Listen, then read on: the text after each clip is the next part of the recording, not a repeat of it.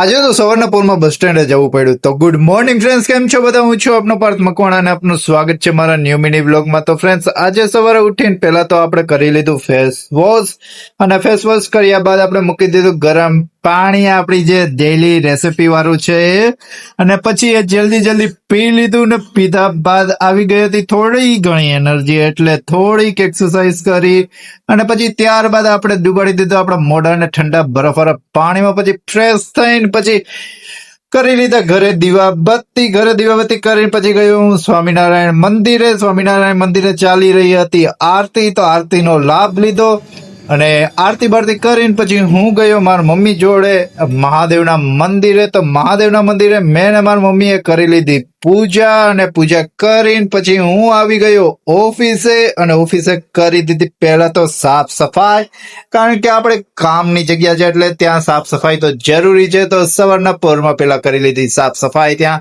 અને પછી કરી લીધા મેં દીવાબત્તી કરીને પછી કરી દીધું લેપટોપ ચાલુ કરીને કરવા લાગ્યો કામ.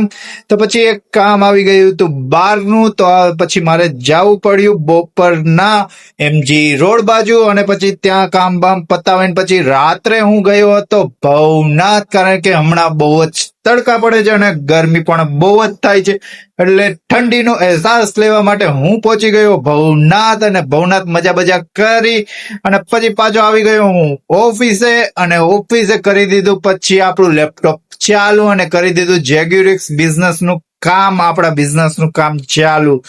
તો બસ ફ્રેન્ડ, આજનો વ્લોગ અહીંયા સુધી, મળીશું નેક્સ્ટ વ્લોગમાં. અને જો તમારે પણ તમારો બિઝનેસ ઓનલાઈન લઈ જવો તો આજે જ અમારો કોન્ટેક્ટ કરો અને તમારા બિઝનેસને નવી ઉડાન આપો.